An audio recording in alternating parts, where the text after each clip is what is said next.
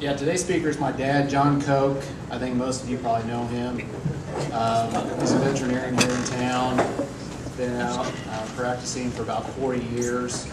I won't talk too much about that because I think that's what he's going to talk about. You know, the one big honor that I really recall was he was, I guess, the veterinarian of the year once in Missouri here, so honored by his peers for that. But the one thing I always think about with my dad that you guys might not know about is he's got several different talents that he kind of developed through the years, which I always thought was kind of unique. When I was younger, he had these cow horns, bull horns, whatever you want to call them, and liked to etch pictures on them, which was kind of unusual, but he was pretty talented at that. And then from there, he went to crafting, just from a block of wood, these muzzle-loading guns, and would work and work and work, and then after 6 or 8 months, I mean, by golly, there's a gun, and we went out and would shoot them. So I was always kind of impressed by that, and then from there, he went into painting pictures, and we've got pictures all over our house that he's painted, and then from there, he went into, he makes these bowls and wooden pins and some of these different things, and one of, you know, I think recently he's gone to these different schools, and my understanding he's a master woodsman or wood maker. I didn't know they really made masters in that. And not sure where he got his bachelor's after that either. Maybe Lindenwood or something. I'm not sure where. But anyway, he's got lots of different talents, and I think he's going to tell you about maybe his main love, and that's his veterinary practice. Thanks, Jeff. I appreciate those kind of words. You know, when you raise 3 boys, there's a lot of stress involved, and all those hobbies come in, and they're nice stress relievers. Anyway, Jeff's been a good kid. We're proud of him. This past June marked my 43rd year in practice veterinary medicine here in Cape. And you can't do 43 years of practice in veterinary medicine without having a few stories to tell, a few observations along the way. One of the observations that keeps impressing me all the time, more and more, are the intellectual talents, abilities of animals. I'm totally convinced that animals are a lot smarter than we as humans are capable of recognizing. Any IQ test that we would devise would be skewed to our way of thinking, and animals think differently than we do. So it's hard to gauge how smart they are. I will tell you that on occasion, not often, but once in a while, we'll get a client that comes in, and after dealing with the client, the pet, for a little bit, I'm thoroughly convinced the pet's smarter than the person. I'll tell you this one story. One summer afternoon, we were pretty busy at the office, and there's a knock on the exam room door. The receptionist sticks her head in, and she says, I thought you should know we've got a dog coming in that's been hit by a car. Okay, well, that's an emergency. I said, when they get here, immediately take them to surgery room, put them in the surgery room, and wherever I am, whatever exam room I'm in, interrupt me, and I'll go over right away and check the pet. So about 10 or 15 minutes goes by, and there's another knock on the exam room door, and the receptionist again sticks her head in. Your dog that's been hit by a car is here. They're in surgery. So I excuse myself from the client, immediately go over to the surgery room. As I walk into the room, I'm greeted by these 2 guys, rough-looking characters, wearing bib overalls. And as I recall, I think one of them wasn't even wearing a shirt underneath the bib overalls. I'll give you a picture of the 2 individuals. On the table was this German Shepherd. It was maybe 40 pounds or so, wasn't a real big shepherd. And he was the happiest dog you ever saw. He was just wagging his tail, bright-eyed, tongue hanging out. All he wanted to do is come over and lick my hand. And he's not only just wagging his tail, he's wagging his whole back end. And I happened to notice that one leg wasn't touching the table. It was stuck out, kind of cocked out at about a 45-degree angle. And he was wagging that leg in midair, along with his tail and his back end, just wagging that leg out like that funny angle. And I could tell he wasn't in shock, so my focus, my attention goes immediately to that leg. And I'm a little puzzled because normally a broken leg is floppy. It doesn't stand out at an angle like that. I feel the leg, and the dog's not in any pain. Well, that's a little unusual too. Normally a dog that's just suffered a broken leg is in pain. This dog, all he wanted to do was turn around and pick my hand. That's all he wanted to do. I feel the leg, and it doesn't bend, it doesn't give at all. And I'm trying to imagine, how could he have broken that leg and it not give, it not bend, and not be in pain? I'm trying to visualize, well, maybe the two ends of the broken bone were jammed into one another, and they were stuck like that. But then I felt where the break occurred, and there's a large knot there. And the thought occurred to me, well, gosh, this feels like it was broken and it's healed back. I said, how long ago was this dog hit by a car? The guy said, oh, about 2 months ago. I said, 2 months ago? I said, well, why didn't you bring him in then? And he said, oh, no, we didn't want to bring him in until we were sure he was going to live before we spent any money on him. I'm pretty sure that dog was smarter than us.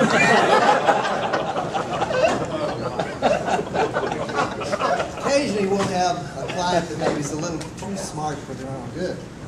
I'll tell you this story. This gentleman was bringing his dog in. It was a Doberman Pincer.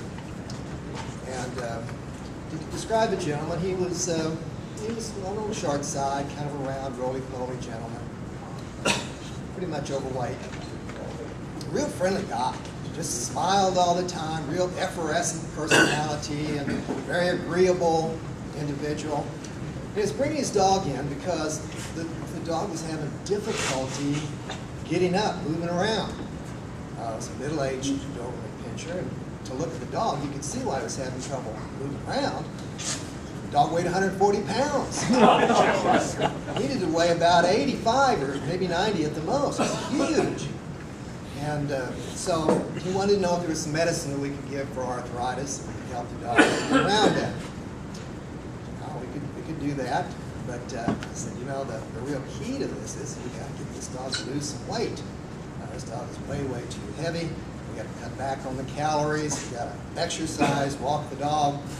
Oh yeah, you're right. Yeah, we're working on it. Well, I see the dog over the course of the next several months, 2 additional times. Both times, medication is helping a little bit, but not really taking care of the problem. Wanted to know if there's something else we could do. So again, we change medications or add medications. And again, talk about that weight. We got to get that weight off. We got to walk that dog. Cut back on those calories. Every time the dog came in, weighed the same. Wasn't gaining weight at least, but weighed the same. So finally, on the 4th visit, he didn't bring the dog in. His wife brings the dog in. She's totally different. She's not a big lady. She's just an average-sized lady. But she doesn't have an effervescent personality. Very glum, stern-looking lady, kind of a sour face, and doesn't say much. Well, same problem. So I give her the same spiel that I give him. She looks at me, she kind of has that question mark look on her face, and after I'm finished, she just kind of, there's nothing said for a little bit. Finally, she says, have you told my husband this? I said, yes, ma'am. I said, we've had this conversation 2 or 3 times. And she said, you're too nice. She said, I know my husband, you gotta be rough with him. You gotta be rough. I don't want him to do anything. And she said, you gotta speak with him in harshly. You gotta speak with him very harshly. She said, we just had this same conversation with my husband's doctor. My husband's doctor says that his health is suffering because of his weight. He's got to lose weight. He needs to exercise. The doctor wants him to take long walks. She said, that dog means more to him, I'm sure, than I do. If you scare him enough, I think maybe we can convince him that he's got to walk the dog, and it'll help the dog, and it'll help him get that exercise. She said, my husband's in the waiting room. She said, right now. She said, would you go out front with me? And she said, talk mean to him. I'm scared. So I go out and I try to put on my most serious face. And I said, Mr. Jones, I said, I've got some bad news for you. I said, Sport's only going to be with us a couple more months, and I don't expect him to live much beyond that. Well, he gets real serious. That smile, suddenly, no longer a smile. He said, oh, really? What's the matter? Has he got cancer? And I said, no. I said, but that weight has taken its toll. I said, his heart's beginning to labor, maybe on the process of failing. His kidneys are not in good shape, I can tell. I think his liver is suffering from fatty liver syndrome. I just don't think he can live more than a couple of months.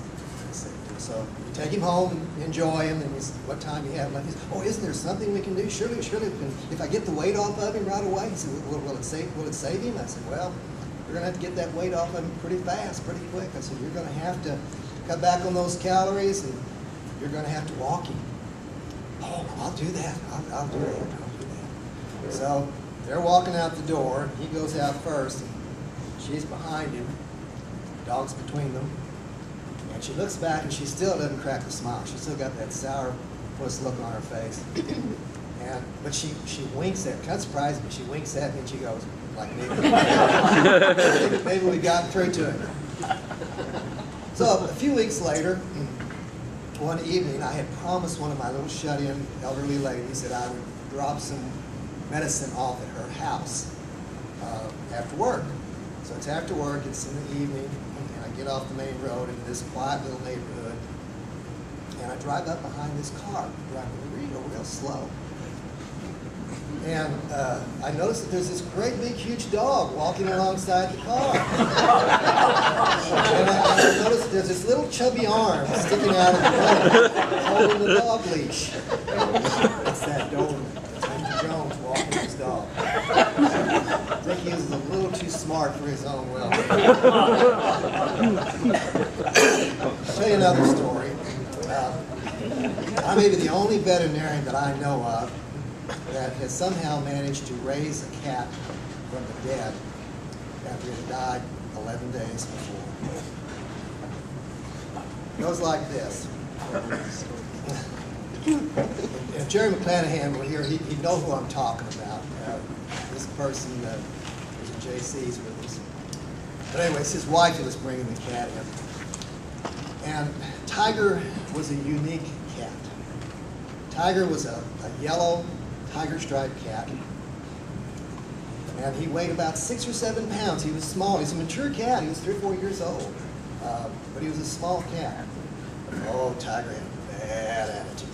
I mean, he was one mean son of a gun. And he was an indoor-outdoor cat. So he spent a lot of time outside, and he was not neutered. More trouble. He loved to go out and pick fights with the neighborhood cats. And they were all quite a bit bigger than he was. So poor old Tiger would pick a fight, and he'd get the bejabbers beat out of him.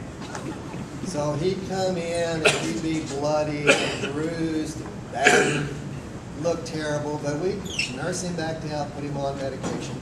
And this had gone on over the course of a year or so, several times. And my JC friend just, males have a thing about neutering. That was just not something he wanted to do. Didn't want to destroy the kitty cat's manhood. So anyway, Carolyn brings the cat in this one afternoon. It's late. We've been busy, behind, and Tiger has had the cat fight of all cat fights. I mean, he looks bad. Normally when she puts him on the table, he immediately jumps off the table and runs trying to hop him. But this occasion, he just sat there. He stared off in space with those glassy eyes. He just looked like he was not long for this world. Bloody, battered, had sores all over him. He looked terrible. So I thought, okay. I reached down, and boy, all of a sudden, that son of a gun, boy, he springs to life. He reaches out with that paw as fast as you can beat. I've still got the scar where he nails me with his claws. Well, he's not as bad as I thought he was.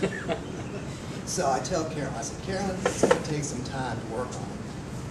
We're going to have to sedate him. I said, I'm running behind. Would you mind just leaving him with me? And when the office closes, after the office closes, I'll get him out, we'll sedate him, get him fixed up, and pick him up tomorrow. That was fine with her. So I take a big heavy towel, and I throw it over Tiger, because they don't want to get scratched again. Take him downstairs to the kennel area, put him in a cage, go up, finish the day, come back down later that evening, look in on him, and this yellow tabby cat is just laying there, just real still. And I look in, he's not moving. I open the door, he's still not moving. He's not breathing. I feel his heart. No heartbeat. Tiger's gone. He's dead.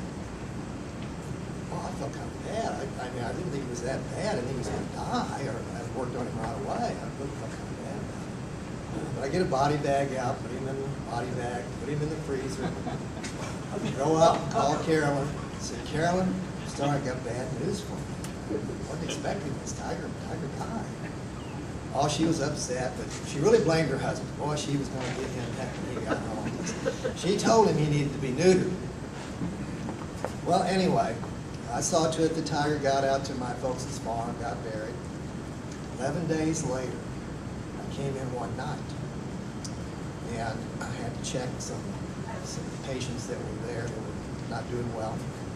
And I opened the basement door, turn on the light, and there on the top step is this yellow tabby cat. And I thought, that looks like Tiger. What in the world is going on? And he hisses at me, runs down the steps. That sounds like Tiger too. And so I got my big heavy handler's gloves and get in the back of the basement and find him underneath some boxes, get him caught. I'm sure that's Tiger. How in the world? I knew that cat was dead. I knew he'd been buried. How in the world could that be Tiger coming back to life? So I put him in a cage. Next morning, talked to the reception about this, and we put the story together. She said, don't you remember? She said, we look back on the records. So-and-so, they called in that morning. They were going to bring their elderly 18-year-old cat in. It was in really bad shape to be put to sleep. And I said, yeah, I remember that. I said, now that you mentioned it, and saw it on the record, I said, but they didn't come in. She said, no, they came in, but they didn't come in till late that afternoon. And I said, oh, is that right? She said, yeah. She said, yeah. She said, I remember because I was taking the cat downstairs. I got halfway down the stairs and the telephone rang. She said, I was here by myself, so I ran down the steps, put him in the first open cage I could find, ran back upstairs to get the phone, and got busy and didn't get back down there for a little while. I went back down to put a cage card on the cage, and I noticed that he was dead. She said, I just thought that you had saw him come in and put the cat to sleep, so I didn't say anything to you about it. Well, apparently Tiger had escaped. She put him in the same cage as Tiger, and these cats looked identical. So I'd assumed that the dead cat was Tiger, and in fact it was not. So I got to call Carolyn, and I said, Carolyn, remember that cat that died 11 days ago? Guess what? Brought him back to life. Well, the story had somewhat of a happy ending. That did convince her husband to have the cat neutered, and Tiger lived a much happier life after that. But we did notice one thing about him. One of two cats that I've ever had that can open those cage doors from the inside. He got out a couple more times. I'll tell you another story about a cat here. Had a couple that came in, and they were a little bit about the other, a little bit like the other couple that I mentioned, but they were very opposite of one another. This lady was a very small, petite lady. She spoke with an English accent, short, slenderly built. She always came in and she was very nicely dressed, always dressed very well. She had just the right amount of makeup on, and her hair looked like she had just stepped out of a body shop. Very, very nice, very polite lady, very concerned about her cat. And the cat that she had was 18 years old, and his kidneys were failing. And so she was bringing it in. She was bringing it in once or twice a week for fluids. As long as we were giving it sub-Q fluids, why the cat was doing okay. But this had gone on for months and months and months. So we'd seen him regularly. He was totally different than she was. He is a great big guy, 2 or 3 inches taller than I was, probably weighed 40 or 50 pounds more than I did. And he wasn't fat. He was just a big, strong, built guy. The registration card had it listed as an engineer. He was working with some construction company in Procter & Gamble at that time. They were going through one of their construction phases. And he'd come in, and he'd have these muddy boots on, and he'd track mud all through the clinic. The cleaning people hated to see him come in. Had on blue jeans. Blue jeans always had a cuff on the bottom. Had on a flannel shirt. Had a Carhartt vest. And he had this most disinterested look on his face, lean against that exam room door, and this had been going on for months. So disgusted, and he'd mutter under his breath. I never could hear exactly what he was saying. She didn't pay any attention to him, and after a while, I didn't pay any attention to him either. But I could always understand just those few words. Oh, that damn cat. That damn cat. Roll his eyes. Damn cat. Now, I couldn't tell you how many times I heard that damn cat over the course of the weeks. Well, she didn't drive, so she called and she said that the cat, Fluffy, was on his last leg. Needed to be put to sleep. Just couldn't go on anymore. She couldn't bring the cat in. She couldn't come in. But her husband would bring the cat in. I was to put it to sleep.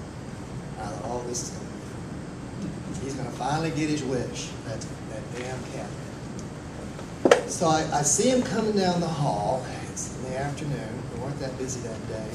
And he's carrying this pillow. And on the pillow is laying Fluffy, the cat.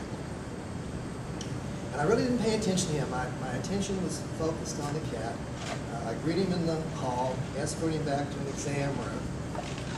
He puts the cat on the table, the exam room table. Just as the cat takes one dying gasp. And that was it. Feel for the pulse, no pulse. No breathing. Feel for the heart. And somehow during this process, I still hadn't looked at this guy. I was still concentrating on the cat. But sometime during this process, I kind of had the sense that he was a little different than he had been previously. But anyway, I checked the eyes. There's no pupillary response. There's no blink response. He's gone. So I look up at the guy. First time I really looked at him in the face. And I was stunned. This guy's lips quivering. His eyes twitching, and you can see the tears welling up in his face. And I said, I'm sorry, Fluffy's gone. He doesn't say a word, he just reaches under the pillow, takes the pillow, puts the cat on, walks to the door, and suddenly stops in the doorway. In fact, he stops so abruptly, I almost ran the back up. And he turns and faces me, and our faces are only a few feet apart. And now the tears are no longer welling up in his eyes, they're streaming down his cheeks. And I'm just floored. After all those months, I hadn't any idea that he liked that cat as much as she did. He just wouldn't admit it. It wasn't his male macho image that he wanted it. He turned to me and he said, thanks, Doc. I'll never forget it. Such an abrupt change from what I had anticipated. Tell you another story. When I first got out of veterinary school, had a gentleman that came in from the Perry County area. He spoke with that little German brogue. this gentleman walked with a decided limp when he came in. I'd never seen him before, but he brought in this dog wrapped up in a bloody blanket, and put the blanket on the table. It was an older beagle dog, about 14 years old, and he was a farmer. He went out mowing hay, and this 14-year-old beagle dog liked to follow the mower because the mower would jump rabbits, and the dog would chase those rabbits. Well, one day it got a little too close, in this particular day, got a little too close to the mower, and the mower got him. And it wasn't pretty. One back leg was just macerated just below the hip. It was just barely hanging on. On the same side, the front leg was cleanly taken off about here. Lost a tremendous amount of blood. And well, I didn't think he lived very long at all. I looked at the dog, I still hadn't said anything. I look up at the guy, I'm just kind of shaking my head. This guy gets real belligerent. He said, in that German girl, "My God, you're not going to put my dog to sleep." And I hadn't said anything. I said, "Oh," I said, "that's fine." I said, "That's good. You're not going to put my dog to sleep." He said, "Them cheating Germans shot my leg off in World War II." He said, "and those doctors didn't put me to sleep." He said, "They didn't think I'd live either, but I made it." He said, "You're not going to put my dog to sleep." And I said, "Well," I said, I'll do my best. I don't know if he can survive the surgery." I said, "If he does, why, I don't know that the dog's ever going to be able to walk again." I said, because typically, and we know this from experience, that if a dog loses a leg on opposite sides, two legs on opposite sides, they can still walk, they can get along. But when it's on the same side, they just can't. So I told him he probably ain't going to walk again. It's a 14-year-old dog, outdoor dog. So anyway, dog makes it do the surgery. Normally when you take a front leg off, well, you take it off at the shoulder because you don't want that bone pushing through the skin. There's not enough padding down here low to protect the end of the bone. But in this particular case, I left it like it was, tried to put a little padding. The back leg was virtually gone. There wasn't much surgery involved there. The dog was pretty weak, but he made it through the surgery. Survived a day or two, still pretty weak. Guy insisted on taking him home. So, okay, take him home. I figured the dog probably died in a day or so. But about 2 weeks later, he comes in and was walking down the hall and doesn't have the dog. I think, "Oh, well, let that dog die." He said, "I want to show you something." And so he escorts me out to the waiting room. There, sitting on a towel in one corner of the waiting room, is that little beagle dog. And he said, Gus, come." And that dog takes this little stub of a leg, hops himself up, balances himself on the two legs on that one side, hops onto that guy, about 20, 25 feet long. And I couldn't stand, and he'd lean up next to the owner, so he kind of stand next to the owner. And he said, "See?"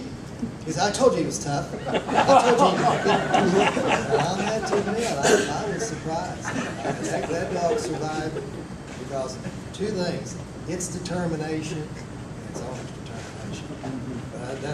That was interesting. When I first came to Cape Girardeau, I'll finish with this. When I first came to Cape Girardeau, I